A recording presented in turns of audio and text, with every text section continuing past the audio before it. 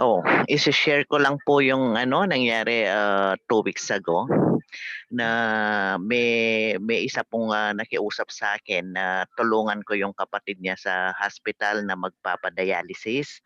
Mhm. So medyo umiiyak po yung kapatid na nakiusap sa akin na hindi po ako nakahindi.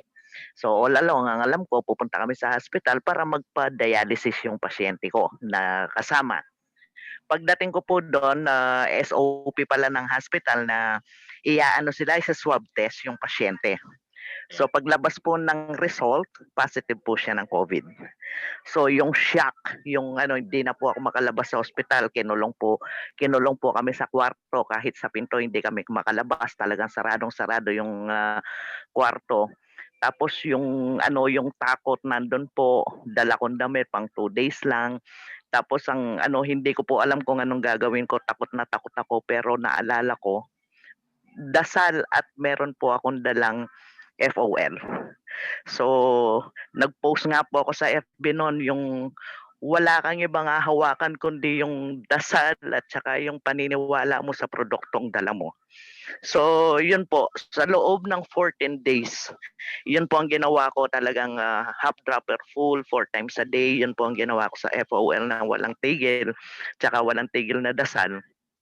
Nalampasan ko po yung 2 weeks na uh, waiting period para ma-clear sa ano ng COVID. At the same time, ito pong pasyenteng kasama ko, talaga pong ano, bawat iinom ako ng FOL, paiinumin ko rin siya. Actually, nangyari po sa kanya, medyo umabot pa siya doon sa tutubuhan sana dahil nagkaroon siya ng ano, hirap sa paghinga. Pero salamat po dahil sa FOL, hindi po natuloy yung paglagay ng tubo sa kanya.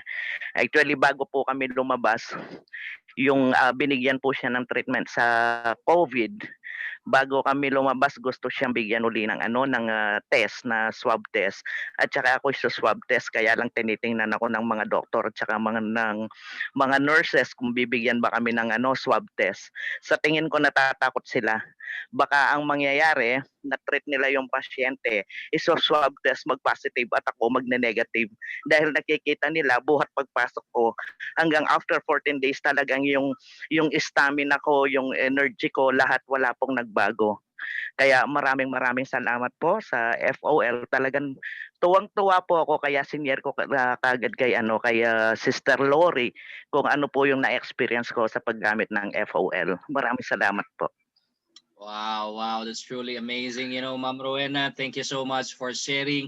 One of the things na side effect nitong FOL, sa totoo lang ha, tumatayo Mm. yung balahibo, nakakatayo ng balahibo.